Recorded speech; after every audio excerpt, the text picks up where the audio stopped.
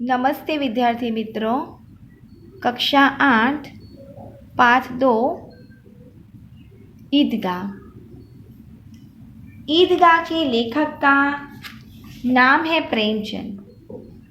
प्रेमचंद का जन्म सन 1880 में हुआ था एवं उनका निधन सन 1936 में हुआ था। उपन्यास सम्राट प्रेमचंद का जन्म वाराणसी, उत्तर प्रदेश, लम्ही नामक गांव में हुआ था। उनका बचपन का नाम धनपत राय था। शुरू में उन्होंने नवाब राय उपनाम से उर्दू में लिखने की शुरुआत की थी। बाद में वो प्रेमचंद नाम से हिंदी में लिखने लगे। मैट्रिक उत्तीर्ण होते ही वे अध्यापक बने। मैट्रिक यानी मित्रों, पहले के समय में जब हम 11वीं कक्षा तक पढ़ते थे तब हमने मैट्रिक पास किया है ऐसा कहा जाता था। तो वे भी ये कक्षा पास करते हैं और अध्यापक बनते हैं। किंतु उसी समय गांधी जी ने असहयोग आंदोलन शुरू किया था। इस असहयोग के आंदोलन में सक्रिय होने के लिए उन्होंने सरकारी नौकरी का त्याग किया था। असहयोग आंदोलन यानी जब हमारे देश में विदेशी शासन था, उस विदेशी शासन को हटाने के लिए गांधी जी ने सबको ऐसी घोषणा की थी कि उनकी चीज़ें और उनकी दी गई नौकरियों का हमें बहिष्कार करना है।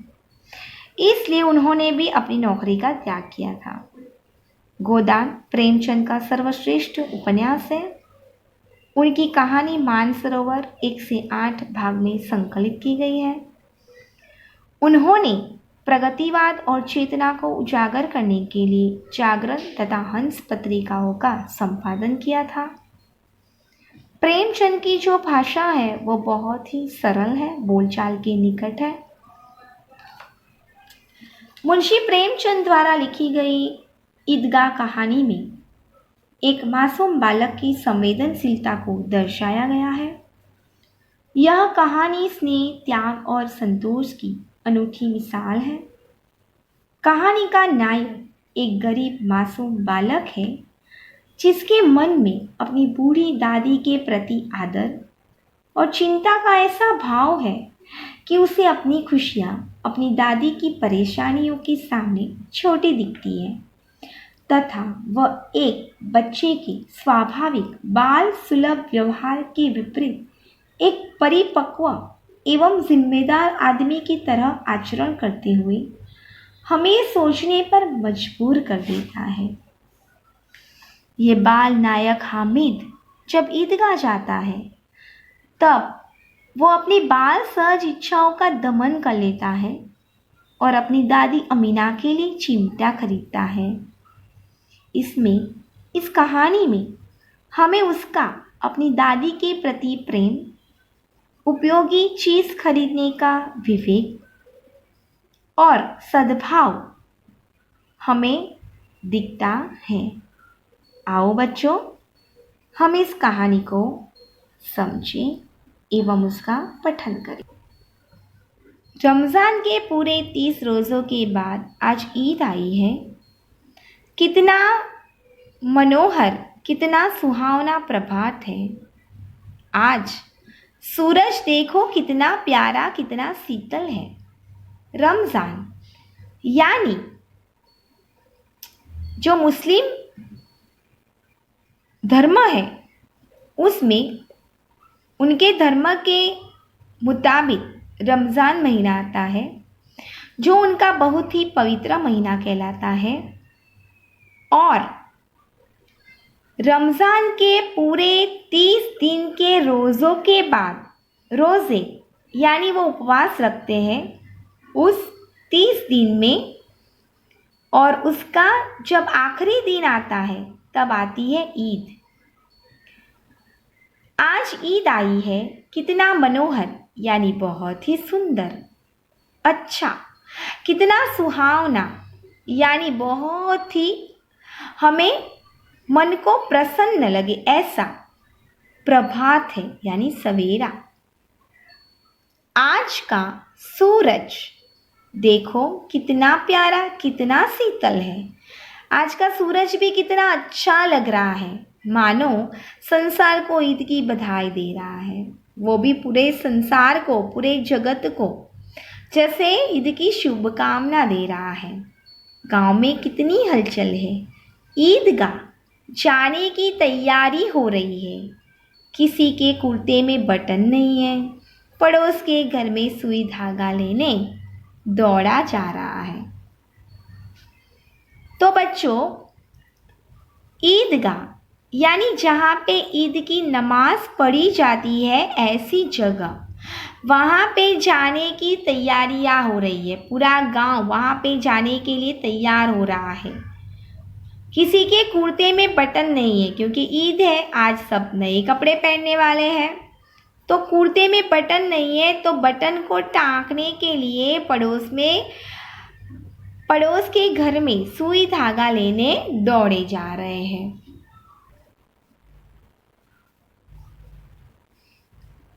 किसी के जूते कड़े हो गए हैं, उनमें तेल डालने के लिए तेली के पास भागा जाता है। जल्दी जल्दी बैलों को सानी पानी दे दे। सानी पानी, सानी यानी जो हम गाय भैंसों को खिलाते हैं, ऐसा भूसा। खल को पील कर हम उनको खाने के लिए जो खल बनाते हैं, जो भूसा बनाते हैं। तो ये बैल जो है, गाय और भैंस जो पाले गए हैं, उनको भी हम खाना पीना जल्दी से दे दें, क्योंकि ईदगाह से लौटते लौटते दोपहर हो जाएगी। 3 कोस का पैदल रास्ता, पैदल यानी पैर से चलते जाने का रास्ता। 3 कोस, कोस यानी एक माप है। ये कोस जैसे हम किलोमीटर बोलते हैं, उसी तरह का एक माप है। तो इतने किलोमीटर का पैदल यानी चलते जाने का रास्ता, फिर सैकड़ों आदमियों से मिलना भेंटना, यानी वहाँ पे कितने सारे लोग हमें मिलेंगे, उनको मिलना पड़ेगा, उनको गले मिलना पड़ेगा, भेंटना पड़ेगा। दोपहर के पहले लौटना असंभव है। असंभव यानी मुमकिन नहीं है कि हम जल्दी आ जाए, दोपहर तो हो ही जाएगी। लड़के सबसे ज़्यादा प्रसन्न हैं, जो छोटे बच्चे हैं वो सबसे ज़्यादा खुश है। किसी ने एक रोज़ा रखा है, वह भी दोपहर तक, यानी एक रोज़ा रखा है और वो भी दोपहर तक, यानी आधा ही रोज़ा रखा है। किसी ने वह भी नहीं, लेकिन ईदगाह जाने की खुशी उनके हिस्से की चीज़ है। भले ही उन्होंने रोज़ा नहीं रखा, लेकिन ईदगाह जाने की खुशी उनके हिस्से की है। उनको बहुत ही खुशी है ईदगाह जाने की और वो जाना चाहते हैं। रोज़े बड़े बूढ़ों के लिए होंगे, इनके लिए तो ईद है। रोज़ ईद का नाम रटते हैं। रटना यानी याद करना, और रोज़ ईद का नाम रटते थे। वो सोचते थे कि कब ईद आएगी, कब ईद आएगी, और रोज़ याद करते रहते थे। वैसे भी हम अगर कोई त्यौहार आने वाला होता है, दिवाली आने वाली होती है या होली आने वाली होती है, हमारे मनपसंद का अगर कुछ भी आने वाला होता है, हम उसको याद करते हैं, भाई कब आएगा कब आएगा। तो ये भी छोटे बच्चे याद करते रहते हैं। आज वो आ गई। जब जल्दी पड़ी कि लोग ईदगाह क्यों नहीं चलते, अब उनको जल्दी पड़ी है, यानी जल्दी जल्दी वो ऐसे सोचे कब जाएंगे कब जाएंगे, ये सब चल क्यों नहीं रहे हैं। उनकी अपनी जेबों में तो कुबेर का धन भरा हुआ है। कुबेर यानी धन का देवता, और धन यानी पैसा। बार बार जेब में से अपना खजाना निकाल कर गिनते हैं और खुश होकर फिर रख देते हैं। अपने जेब में बार बार हाथ डालते हैं और उनके पैसे को गिनते हैं और फिर खुश होकर रख देते हैं। महमूद गिनता है 1, 2, 10, 12, उसके पास 12 पैसे हैं। मोहसिन के पास 1, 2, 8, 9, 15 पैसे हैं। इन्हीं अनगिनत पैसों से अनगिनत चीज़ें लाएंगे। वो ऐसा सोचते हैं कि हमारे पास तो कितने सारे पैसे हैं, पैसे तो गिने ही जाते हैं, अनगिनत यानी जिसको गिना ना जा सके। लेकिन यहाँ पे छोटे बच्चों की बात की गई है, तो छोटे बच्चों को थोड़े पैसे भी बहुत ज़्यादा लगते हैं, तो वो सोचते हैं कि अनगिनत यानी हमारे पास तो बहुत सारे पैसे, हम उससे बहुत सारी चीज़ें खरीदेंगे, इससे लाएंगे, खिलौना, मिठाइयाँ, गेंद और जाने क्या क्या। और सबसे ज़्यादा प्रसन्न है हामिद, गरीब सूरत दुबला पतला लड़का, जिसका बाप गत वर्ष हेजे की भेंट हो गया। भेंट हो जाना यानी मर गया। वो एक गरीब बालक था जिसकी सूरत भी बहुत ही दयनीय थी, दुबला पतला था और जिसका बाप भी नहीं था। और वो गई साल ही हेजे की भेंट, हेजिया यानी एक रोग का नाम है, एक बीमारी का नाम है जिसको हम कोलेरा कहते हैं। तो इस कोलेरे की बीमारी में वो मर गया। फिर एक दिन माँ भी मर गई। अब हामिद अपनी बूढ़ी दादी अमीना की गोद में है और उतना ही प्रसन्न है। अब उसकी माँ भी नहीं है, उसका बाप भी नहीं है, और अभी हामिद अपनी बूढ़ी दादी अमीना के साथ रहता है, उसकी गोद में खेलता है और खुश है। हामिद के पाँव में जूते नहीं है, वो इतना गरीब है कि उसके पास जूते भी नहीं है। सिर पर एक पुरानी टोपी है जिसका गोटा काला पड़ गया है, यानी बहुत ही पुरानी हो गई है और उसका पूरा ऊपर का भाग काला पड़ गया है, यानी बहुत ही मैला हो गया है। फिर भी वह प्रसन्न है, फिर भी वह खुश है। अभागिन अमीना अपनी कोठरी में बैठी रो रही है। आज ईद का दिन और उसके घर में दाना नहीं, यानी अभागिन यानी कम नसीब अमीना अपनी कोठरी में, अपनी छोटी सी कोठरी में, अपनी जो झोंपड़ी है उसमें बैठी बैठी रो रही है। और वो अपने नसीब पे रोती हुई सोच रही है और बोल रही है कि आज ईद का दिन है, यानी आज खुशी का दिन है, आज त्योहार है, और फिर भी उसके घर में अनाज का दाना नहीं। इस अंधकार और निराशा में वह डूबी जा रही है, यानी ऐसे उसके सामने अंधकार सा छा गया है, अंधेरा छा गया है, निराशा में डूबी जा रही है, यानी बहुत दुखी हो गई है, वो हताश हो गई है।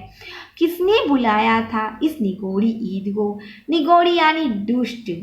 इस दुष्ट ईद को क्यों आज आ गई, यानी मेरे पास कुछ है नहीं और अपने नसीब पे रोती वो ऐसा बोल रही है। अमीना का दिल कचोट रहा है। दिल कचोटना यानी कुछ न पाकर उस पर दुखी होना, यानी उसके पास कुछ है नहीं, नई नई कपड़े, नई खाने की चीज़ें, इसलिए वो दुखी हो रही है। गांव में बच्चे अपने अपने बाप के साथ जा रहे हैं। हामिद का बाप अमीना के सिवाय और कौन है? उसे कैसे अकेले जाने दे? उस भीड़ भाड़ में बच्चा कहीं खो गया तो क्या होगा? नहीं, अमीना उसे यूं न जाने देगी। नन्ही सी जान 3 कोस चलेगा कैसे? पैरों में छाले पड़ जाएंगे, जूते भी तो नहीं है। कुल 2 आने पैसे के बच रहे हैं, 3 पैसे हामिद की जेब में, 5 अमीना के बटुए में। यही तो बिसात है और ईद का त्योहार, अल्लाह ही बेड़ा पार लगाए। यानी अमीना ऐसा सोचती है, दुखी होती है। वो सोचती है कि गांव में सब बच्चे तो अपने बाप के साथ जा रहे हैं, लेकिन हामिद का कोई बाप नहीं है, उसका अपने सिवाय कोई है नहीं, और वो जाएगा भी तो अकेले। लेकिन अकेले अगर उसको जाने भी देंगे तो ये भीड़ भाड़ में अगर वो खो गया तो, ऐसा वो सोचती है और वो मन ही मन कहती है कि नहीं नहीं, मैं उसे ऐसे नहीं जाने दूंगी।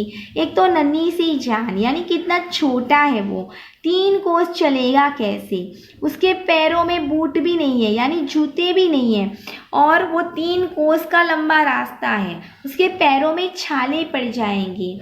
और वो ऐसा सोचकर वो ऐसे कहती है कि कुल 2 आने पैसे ही उसके पास बच रहे हैं, 3 पैसे वो हामिद को दे रही है और 5 अमीना के बटुए में वो रख रही है। यही उसकी बिसात है। बिसात यानी उसकी औकात है, उसकी इतनी ही औकात है, इतने ही पैसे, ज़्यादा उसके पास पैसे नहीं हैं। और ऊपर से ईद का त्योहार, अल्लाह ही बेड़ा पार लगाया, यानी अल्लाह ही उसका पूरा सब जानेगा, अल्लाह ही उसको उसका भला करेगा, ऐसा वो सोचती है। हामिद भीतर जाकर दादी से कहता है, भीतर यानी अंदर, तुम डरना नहीं अम्मा, मैं सबसे पहले आऊँगा। वो अपनी दादी को कहता है कि तू डरना मत, मेरी चिंता मत करना, मैं सबसे पहले आ जाऊँगा। गांव से मेला चला और बच्चों के साथ हामिद भी जा रहा था। कभी दौड़कर आगे निकल जाता, फिर किसी पेड़ के नीचे खड़े होकर साथ वालों का इंतजार करता। गांव से सभी लोग साथ में जा रहे हैं, मेला यानी बड़ी सी कतार में सब जा रहे हैं साथ में, और बच्चों के साथ जो छोटे छोटे बच्चे जा रहे हैं उसके साथ हामिद भी जा रहा है। उसको जाने की इतनी खुशी है कि वो दौड़े से भागे जा रहा है और सबसे आगे निकल जाता है, और बहुत आगे निकल कर वो फिर किसी पेड़ के नीचे खड़ा हो जाता है और जो पीछे आ रहे हैं साथ में उसका इंतज़ार करता है। हामिद के पैरों में तो जैसे पर लग गए हैं। पैरों में पर लग जाना यानी जैसे उड़ना, जैसे वो इतना जल्दी जा रहा है, उसको इतनी खुशी है जाने की, वो कहाँ कैसे जल्दी पहुँच जाए, उसको इतनी उत्सुकता है जाने की, इतनी खुशी है। वह भी कभी थक सकता था, यानी उसको जाने की इतनी खुशी थी कि वो थकता नहीं है। बड़ी बड़ी इमारतें आने लगी, इमारतें यानी बड़ी बड़ी बिल्डिंग आने लगी। यह अदालत है, यह कॉलेज है, यह कलाघर है। कलाघर यानी जहाँ पे बहुत सारी ऐसी देखने वाली ऐसी जो दिखावे के लिए जो अच्छी अच्छी कलाकृति रखी जाती है, मूर्तियाँ, वो सब। आगे चले, हलवाइयों की दुकानें शुरू हुई, आज खूब सजी हुई थी। हलवाइयाँ यानी मिठाइयों की दुकान आज खूब सजी हुई थी, उनकी आज ईद थी। त्योहार में सब अपने घर सजाते हैं, दुकानें सजाते हैं, तो ईद में भी सब सजी हुई थी। इतनी मिठाइयाँ कौन खाता है, मिठाई की दुकान में इतनी सारी मिठाई है कि वो सोचता है कि कौन खाता है। देखो ना, एक एक दुकान पर पन्नों होगी, यानी बहुत ही ऐसी भीड़ होगी। सहसा अचानक ईदगाह नजर आ गई। ईदगाह आ गई, इमली के घने वृक्षों की छाया है, नीचे पक्का फर्श है, यानी नीचे का पक्का ऐसा फर्श है, नीचे की जमीन पक्की है, अच्छे से पत्थर लगाए हुए हैं। उस पर जाजिम बिछी हुई है। जाजिम यानी बड़ा सा मुलायम गालीचा बिछाया हुआ है। रोजेदारों की पंक्तियां एक के पीछे एक न जाने कहां तक चली है।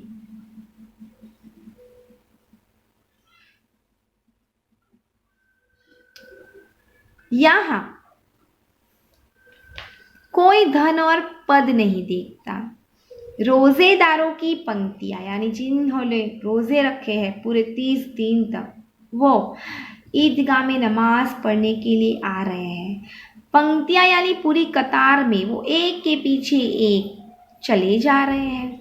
यहाँ कोई धन और पद नहीं देखता, यानी यहाँ पे कोई अमीर और ऊंचाई वाला कोई नहीं है, सभी एक साथ हैं। इन ग्रामीणों ने भी वजू किया है। वजू यानी नमाज पढ़ने के पहले हाथ पांव धोने की प्रक्रिया। तो ग्रामीणों जो गांव से आए थे उन्होंने भी वजू किया, यानी ये प्रक्रिया पूरी की, और पिछली पंक्ति में खड़े हो गए। पंक्ति यानी कतार में खड़े हो गए। कितना सुंदर संचालन है, कितनी सुंदर व्यवस्था, यानी कोई भीड़ भाड़ नहीं, कोई धक्का मुक्की नहीं, कितने अच्छे से सब खड़े हुए हैं। हजारों सिर एक साथ सिजदे में झुक जाते हैं। हजारों सिर एक साथ सिजदे में झुक जाते हैं। सिजदा यानी एक विशेष मुद्रा में एक साथ झुकना। फिर सब एक साथ खड़े हो जाते हैं, मानो भ्रातृत्व का एक सूत्र समस्त आत्माओं को एक कड़ी में पिरोए हुए है। भ्रातृत्व यानी भाईचारे की भावना, भाई भाई की भावना। उस भाई भाई भावना का एक सूत्र यहाँ पे सभी आत्माओं में आ गया है और सभी ये भ्रातृत्व ने सबको एक कड़ी में पिरो दिया है। नमाज खत्म हो गई, लोग आपस में गले मिल रहे हैं। अब मिठाइयाँ और खिलौनों की दुकानों पर धावा होता है। धावा यानी जैसे आक्रमण होता है, चढ़ाई होती है, सब एक साथ मिठाई और खिलौनों पे चले जाते हैं दुकानों पर। ग्रामीणों का यह दल इस विषय में बालकों से कम उत्साही नहीं है। जो गांव से आए थे सब, हामिद के गांव से, वो सब भी बच्चों से कम नहीं थे, वो भी बहुत ही उत्साही है।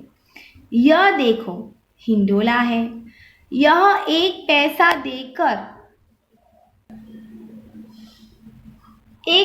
देकर जाओ। कभी आसमान पर जाते हुए मालूम होता है, कभी जमीन पर गिरते हुए। यह चरखी है, लकड़ी के हाथी, घोड़े और ऊंट छड़ों से लटके हुए हैं। यानी चरखी यानी जिसको हम चकदोल कहते हैं, उसमें सब लकड़ी के हाथी, घोड़े और ऊंट छड़े से सब लटके हुए हैं। एक पैसा देकर बैठ जाओ और 25 चक्करों का मजा लो। एक पैसा देना है और फिर बैठ जाना है। महमूद, मोहसिन, नूरे और सम्मीन घोड़ों पर बैठते हैं। हामिद दूर खड़ा है। 3 पैसे तो उसके पास है। अपने कोस का 1/3 जरा सा चक्कर खाने के लिए नहीं दे सकता। कोस यानी खजाना। यहाँ पे उसके पास जितने पैसे हैं उसका 1/3 यानी थोड़ा सा 1/3 यानी तीसरा भाग जरा सा चक्कर खाने के लिए नहीं दे सकता। सब चरखियों से उतरते हैं, खिलौने लेंगे। इधर दुकानों की कतार लगी हुई है, तरह तरह के खिलौने हैं। सिपाही और गुजरिया यानी नाच करती हुई स्त्री। राजा और वकील, भिस्ती और धोबिन। भिस्ती यानी जो मशक में पानी लेकर होता है वो। वाह, लगता है आप बोलना ही चाहते हैं, यानी बहुत ही अच्छे खिलौने हैं, ऐसे सच्चे ही लगते हैं जैसे अभी बोलेंगे। महमूद सिपाही लेता है, खाकी वर्दी और लाल पगड़ी वाला, कंधे पर बंदूक रखे हुए मालूम होता है। सिपाही ऐसा होता है जिसने खाकी वर्दी पहनी है, कंधे पर बंदूक रखी है। अभी कवायद के लिए चला आ रहा है। कवायद यानी हम एक साथ परेड करते हैं, चलते हैं, जो कवायद करते हैं, तो ऐसा ही लग रहा है चला आ रहा है। मोहसिन को भिस्ती पसंद आया।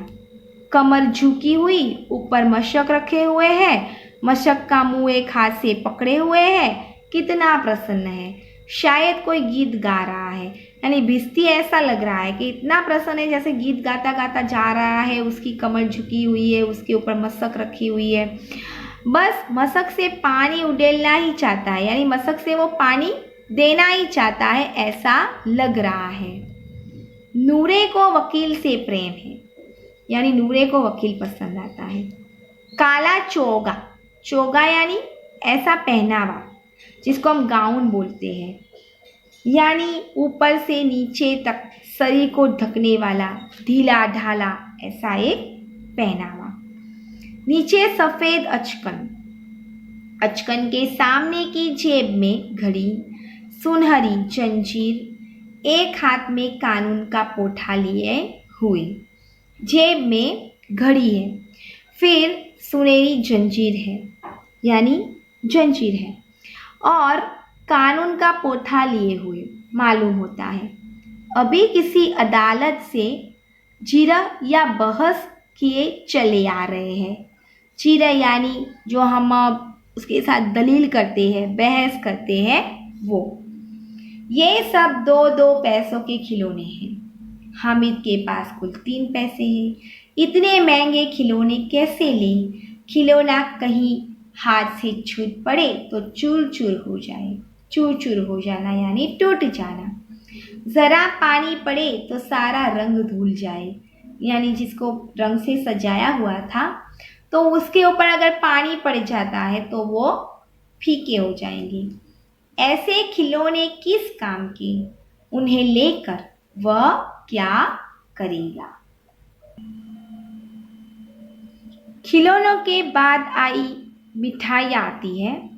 किसी ने रेवड़ियाँ ली है, किसी ने गुलाब जामुन, किसी ने सोहन हलवा। मज़े से खा रहे हैं। हामिद बिरादरी से पृथक है, यानी बच्चे सब एक साथ जो मज़े ले रहे हैं।